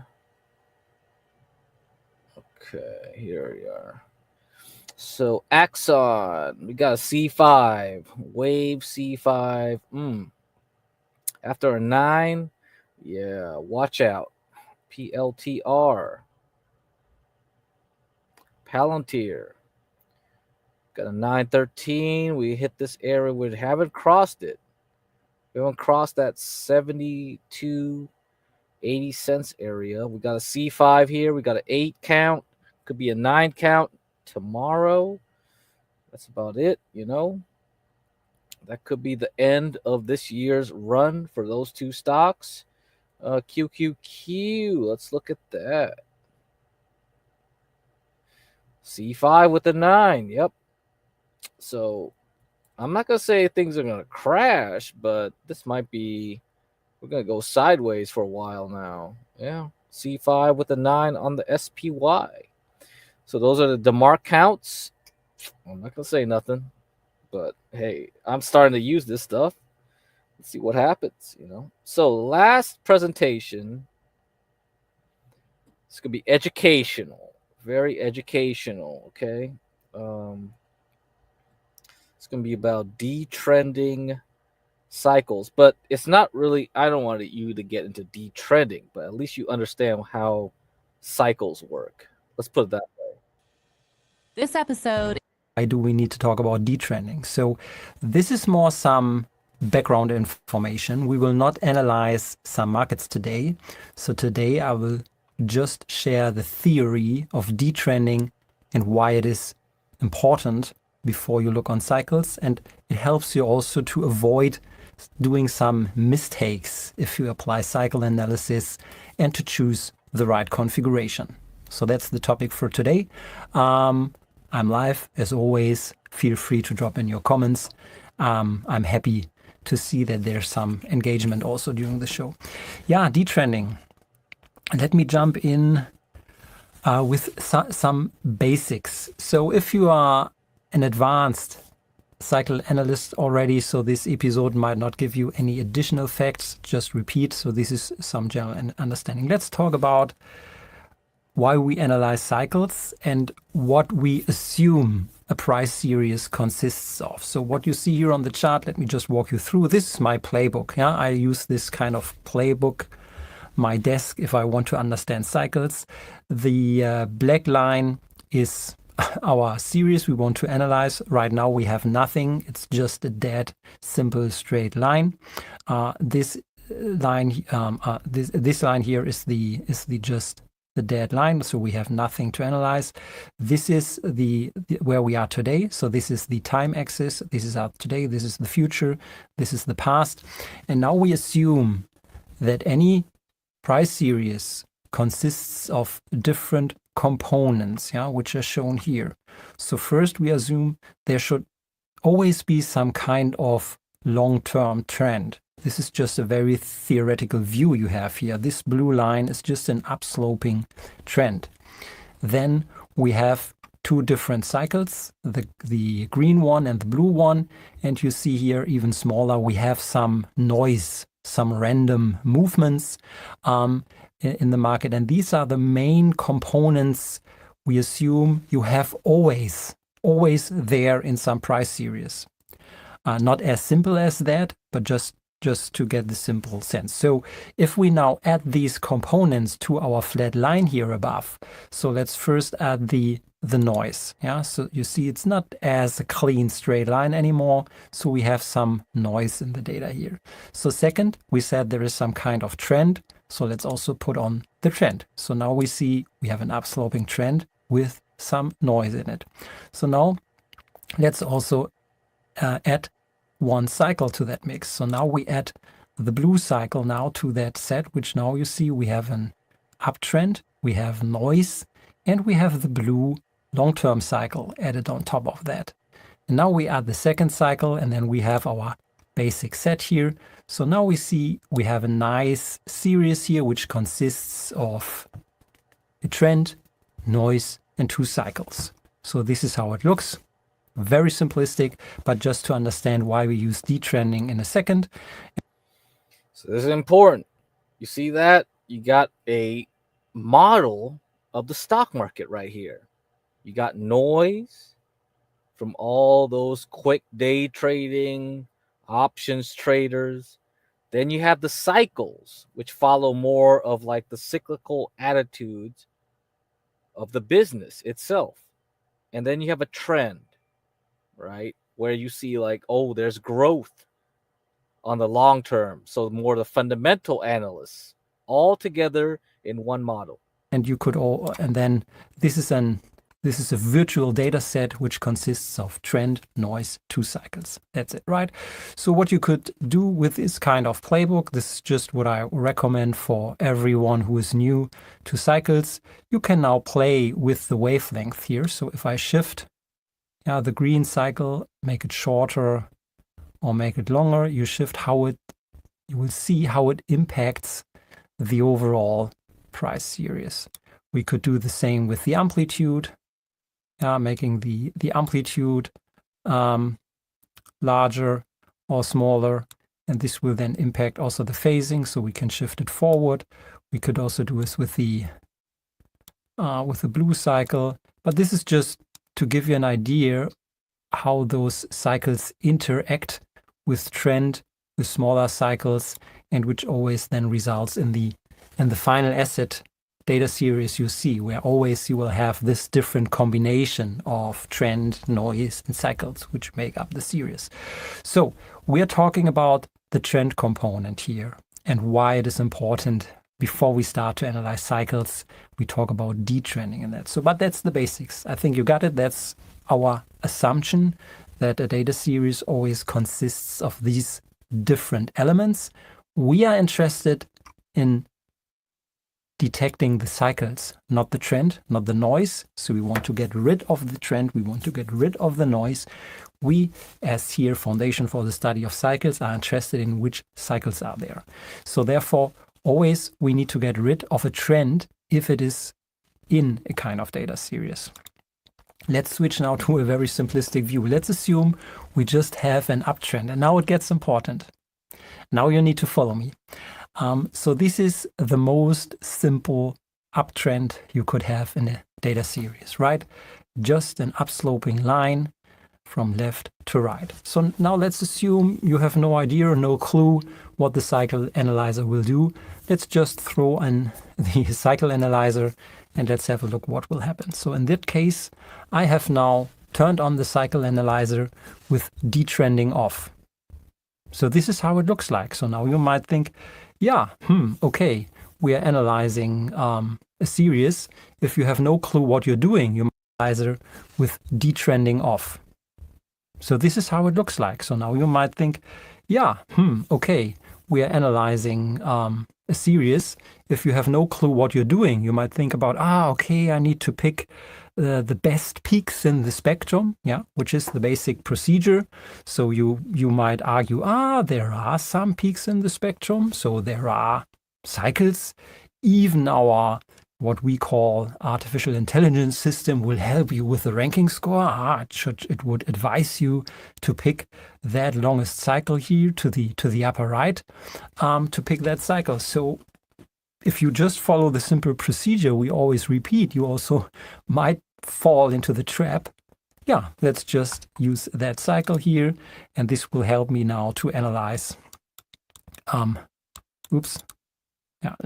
This will help me now to analyze that that signal here. I will come to that in a second. For sure, there is no cycle at all. So why should we pick one cycle here in that sense? So what the cycle analyzer now tries to do, or what every algorithm which tries to analyze cycles now tries to do, is it tries to rebuild the asset or the data set we put into the analyzer based on a combination of all possible cycles which could be in there, limited to a length of 0 between what's the maximum 400. So it checks all possible cycles which would be there between 0 and 400 to rebuild that series. And if we activate all cycles, this is what you will see here in that case. So I need to make that longer. So this is how it will look like if you try to squeeze this into a cycle. Sorry, this is a detrending. Wait, I need to disable detrending. Sorry, now detrending is disabled. If we activate all cycles now on that, this is how it looks like. If you want to rebuild that upsloping topic here with, this is nonsense. And the reason is here, you see, it wants to rebuild. Here would be the low to the left. So the extremes, we would see maybe a low here from that cycle here, and then into a top here, but all the rest is just nothing. So it's really nonsense what is happening here, and you should never try to pick one of those cycles here. Yeah, I mean, you could here from that cycle here and then into a top here, but all the rest is just nothing. So it's really nonsense what is happening here, and you should never try to pick one of those cycles here. Yeah, I mean, you could even see how strange this spectrum looks like. So let's assume now, okay, what happens if we add detrending? I mean, there is no cycle. Be aware of that. Let's now activate detrending first, and I will explain even a little bit more. Might sound strange here in the first sense. If you now activate all cycles, you also see what happens. So now we have detrended it, but the result of then a composite of all cycles will just result in a flat sideways line. Yeah, so it tries to rebuild the detrended version of that trended. So if the trend is taking out of that upsloping single trend, you will just see by combining, I don't know, 30 individual cycles, the composite will just looks like a flat line. Also makes no sense at all. Or even just picking one out of that. I mean, the axes need to be scaled here to see that individual cycle. Yeah, if I bring that more to the top here, I need to remove that composite here first. So that's just one single cycle, which is not there. So all cycles try to rebuild that. It's just a flat line. So it just tells you by any means, I mean, bringing a flat line, even a trend in or a detrended one, you might find some cycles in the spectrum, but the reason you will find those peaks in the spectrum is it tries to rebuild a flat line based on cycles, which makes no sense at all. So therefore, you cannot model a long-term trend based on cycles. Yeah, it's just so therefore you need to remove any trend in a series the best as possible upfront. Of course, otherwise you will not find the peak, and I will come to more complex examples later on. So this is just trying if you just put in a flat line. So now let's do the following. In the next example, I just use an uptrend here. So again, we have an uptrend. Just one cycle has now been added on top of the uptrend here in that case. So now let's put this into our cycle analyzer. If we do not apply detrending now. So no pre-processing. This is again how the spectrum will look like if you put this data series without detrending into the cycle analyzer.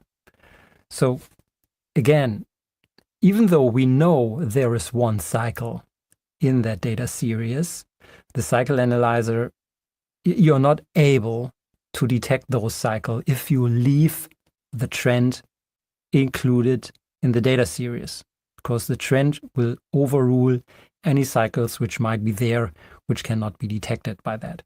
So not using detrended information will really make it hard to find any cycle. And in that case, we know there is a cycle. So if you compare that to the previous version where we had no cycle and you resulted in nonsense in the spectrum, you will either rebuild a flat line or try to rebuild the extreme start and end points from an upsloping uptrend here, but without having any sense. In that case, we would not be able even to find this single cycle here. So if we now switch on detrending, yeah, we have our detrending mechanism, which I will put on. I will explain a little bit the Hodrick-Prescott filter later. It's not so important which function we use, but now we activate detrending. We will update the data. So now you see what a difference that makes for the spectrum. So that's a huge difference now. So if we apply detrending, so let's go back. So have a look here to the spectrum. So this is the spectrum having detrending activated. Let's disable it again. So now I will set detrending to none again. update, now you get this spectrum. So that's a huge difference it makes to the spectrum, right? So therefore, let's activate it again and then explain you something in addition. So here it's becoming quite clear that there is one cycle found with a length of 86. And if we activate that cycle, it's overlaid. You can see here, which is exactly modeling the tops and the bottoms of that cycle here. Right.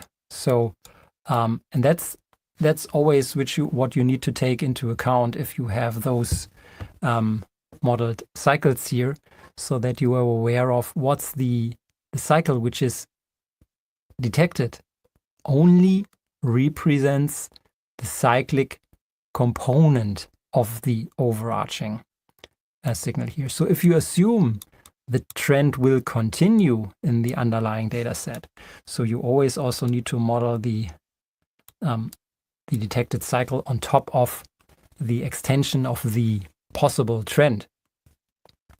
So therefore, that's important to know. But let's stay at detrending for now. That's the purpose of this episode here. Oh no, so let's keep that out. So I think here it's clear that once we apply detrending to an data set which always consists of some trend in the series, will reveal the cycle. I just want to keep your point also on the other peaks in that spectrum here. That's quite the normal view you might expect if you do that kind of frequency or cycles analysis. So I've also received some comments on, why don't you use the other cycles which are used here? So there are no other cycles. This is just how a spectrum looks like. If you put in that kind of frequency analysis, this you cannot avoid that kind to the right, the slower peaks. And that's the reason now we have our feature sets here. You would easily be able, if you look at for example, the strength score here. So we have the strength of 69 for that cycle. And the second possible, even if you have no clue about, okay, you pick another peak in the spectrum, the strength would be 16 compared to 69. So the difference between those two is so extreme, and that's the same between the amplitude here, between 130 and 26. So therefore, the offset between this peak and this peak, that's such a huge difference that they don't play any additional role, even if you would pick those other cycles here. Let's assume you will pick the center cycle and then the one to the left and to the right. The amplitude is so low, I will now pick them to the left and to the right, that in terms of the tops and the bottoms, I can deselect them. It will not make a difference at all. Maybe the overall shape slightly changes. So it does not, even if you would pick them, it would not make a difference in your projection for the next possible turn. So that's the very simplistic view on why detrending matters. Let me now show you an even more complex example. And you see we now add the complexity in that topic. Let me bring in that view first. Let's switch to that screen. And this is now a much more comprehensive examples here, which gets more to the real life situation, what we see here. So this is also a theoretical data set, which has 5 cycles which are in there. So one cycle with a length of 30 and an amplitude. So 5 different cycles of different length with different amplitudes. In addition, we have added 4 different trends, which can be seen here in red. So a downward trend, a sideways trend, then an uptrend, and again another downtrend. So you also see there's never just one single trend. So in that data set, we have 4 linear trends. We have 5 cycles, and we have some noise. And that in combination results in this overall green data series. Now you could assume this quite looks very close to a real possible price series you might see. So you can rebuild this kind of price series just based on 4 linear trend, 5 cycles, and noise. So, and we, from a cycle analysis, want now to be able to detect those 5 cycles in that data series. But as I've shown you, if we leave those 4 linear trends in, the cycle spectrum will give you not real value because the trends hide the cycles there. So and this is, by the way, how the spectrum looks like if you apply it without detrending. So quite a lot of peaks. I mean, there are some standing out here, but this spectrum is not really how you want to like to see it. So, and even if you would use those, so you could use those peaks here now and create a composite forecast, but even the phasing is so off, and this is just a pure demonstration. If you would use that spectrum and even those cycle lengths which are in there, and then activate the forecast, and you see that the historical analysis was right spot on. So if you just look at the left side, the dark blue data, you would argue, those cycles are fine. So the bottoms and the tops are very in alignment with the historical data series. But you look at how good those cycles have been in forecasting the out of sample period. That's 0 value. That's even off, completely off. So no value. And that's really the issue if you are not able to remove the trend. For sure, it will always try to fit the data to the current series. But then looking into the future with included trend in the spectrum, as said, you have a spectrum, but using those cycles would lead to failure on the right side of the chart. So therefore, again, we need to apply detrending, and to explain what detrending is doing. This is now using the Hodrick-Prescott filter on the data set. That's this kind of golden curve here. This is the detected trend. So the HP filter or the Hodrick-Prescott filter will not exactly find those 4 linear trends we have put into the data set. That was the red lines I've shown you before. But you see it's very close to the linear trend, able to detect those downward trend, that sideways movement, that upward trend, and that downward trend. So the Hodrick-Prescott filter is very good to derive different underlying trends in a data series. That's really the beauty of the Hodrick-Prescott filter. And now what you just do is you subtract the golden trend series from the price series to derive the detrended data, which then looks like this. So now you can build 2 data series. In the green one here is the trend, and then you have isolated the detrended price data, which is now here shown in the golden coloring here.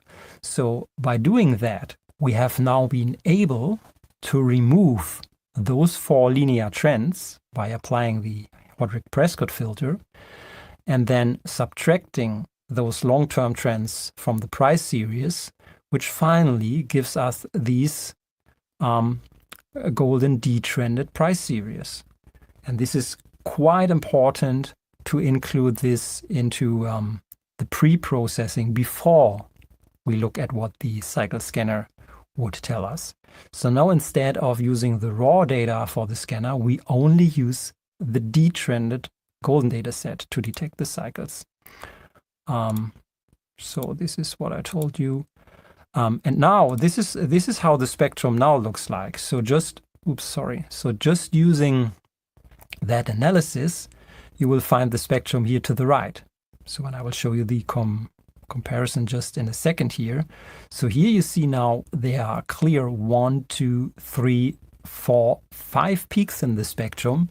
I think now there's no discussion which cycles are here, which should be used instead compared to the previous first spectrum. And if we now use those cycles for projection, so same rules, the same 4 cycles which have been detected, again, it also looks fine in the past, yeah, similar as we have also seen with the non-detrended version. But now if you look into the future where the out of sample, the light blue data is, now we have a perfect alignment of the swings and the detrended cyclic component here. So in that case, we have value from the found or detected cycles in also detecting the turning points in the out of sample data series. And this is what we need.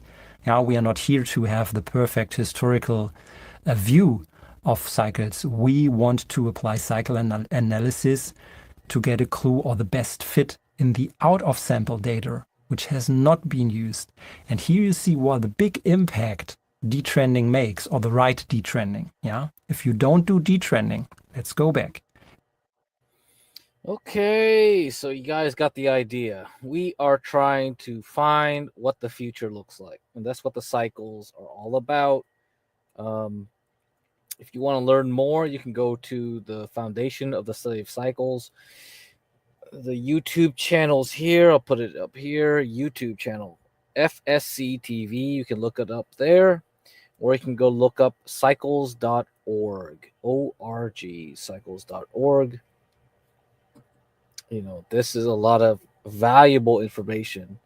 A lot of people aren't studying this stuff anymore. It's astrology or whatever you want to say.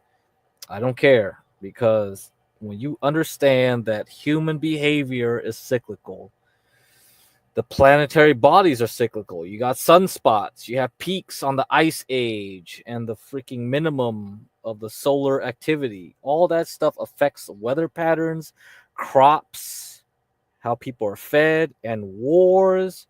Everything is cyclical. You have a calendar, it is cyclical. Everything is cyclical. Everything can be predicted in a way, you know? They won't repeat exactly, but they will rhyme. All right? So that's what you're looking for. You are looking for rhymes. And, you know, later on, I'll show you that there's a real estate cycle of 18 point something years. There will be another one, Kondratiev. I've talked about that a little bit before. You know, there's so many cycles out there. And once you understand there's alignments in those cycles, when you have peaks and troughs all aligned, then you can predict, like, oh shit, this is the time I gotta sell my stocks. This is the time I gotta buy a bunch of stocks, you know, and that's it. That's all you gotta do. If you want to do like from a long-term predictive value, that's what you gotta do. And it's not hard to figure out. So we will see. I think in 2 years we will have a peak in the real estate cycle, you know, within 2 years. That'll coincide with like the midterms elections. So I'm assuming the Democrats will take back the House and or the Senate, and then you'll have that, and then you'll have like something with the banking too. We have banking regulations that will change. All these things will change within 2 years. And who knows? That'll start off and kick off something bad. And that'll be the end of that, you know. Make your money. Yeah, make your money where it is. That's all you gotta do.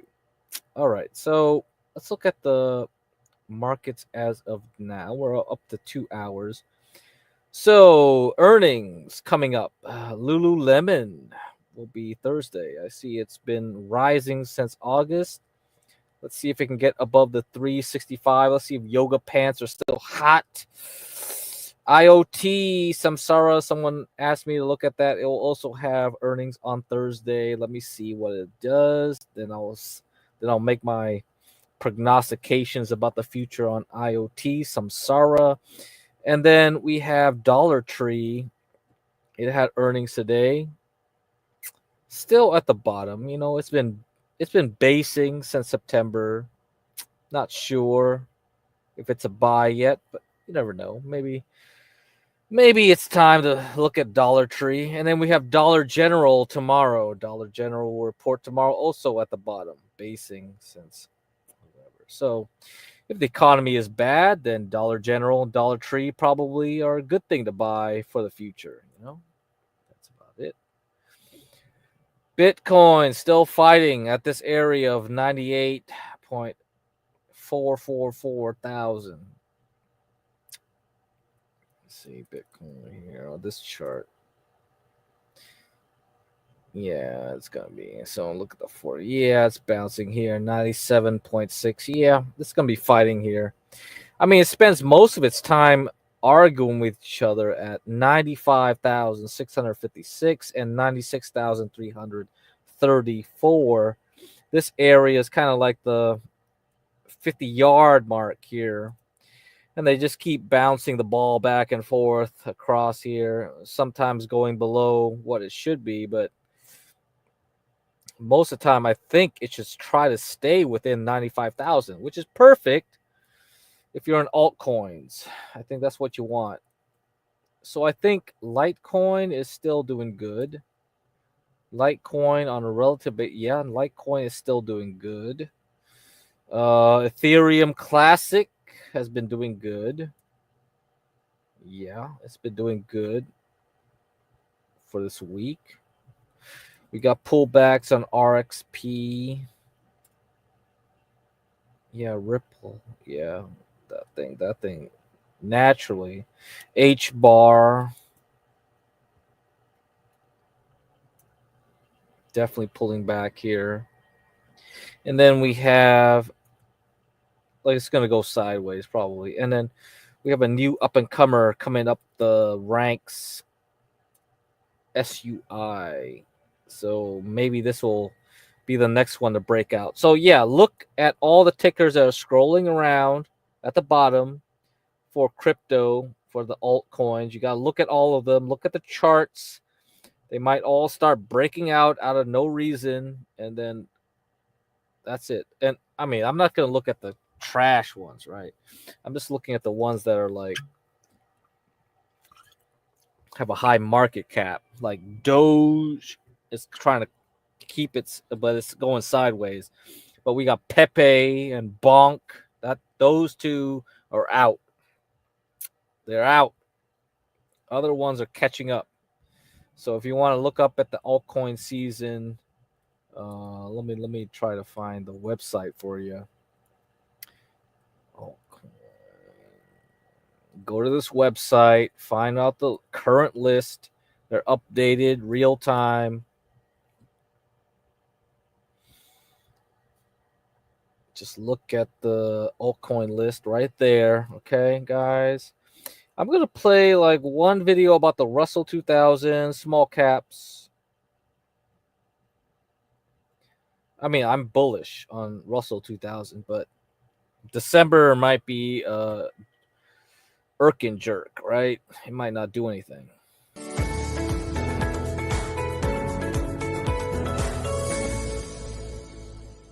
Russell is at the previous all-time high. I mean, to be expected. The approach to it was quite aggressive. As we approached it, we go down, we go to the support again, somewhat not necessarily aggressively, but swiftly we go back. We spend a little bit more time here than here. And now I think that this reaction should be less than this one, at least in the way how it starts. Demand, though, deteriorated more than here. I mean, that's the only thing that I don't like about this. Usually after this type of bars, we have some kind of reaction that unfolds in a quick manner. So what do you think about this area right here compared to this, and just in general, like what should we be expecting here? Looks like it kind of improves a little bit because we're spending more time. The reaction that we're having, it's on diminishing volume overall. Okay, so I'm going to be bullish for now. Let me change my mind on Friday. We don't know. See you again on Friday. That will be the next print, 8:30 Eastern. We will have the payroll. And if it's bullish, then we can continue on to the next week. And then next week, let's see what happens. Powell will not talk again for 2 weeks. That's where we're at. We're almost into Christmas. There are not many active trading days.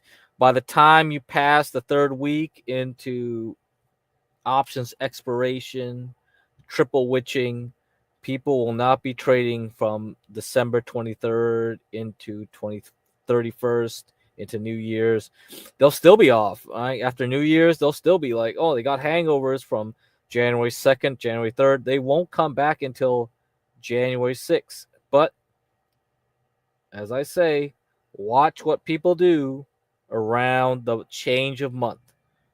We got the New Year's. We got to do the taxes. People are going to be selling things on the 31st, changing things on the 2nd or 3rd. That's it.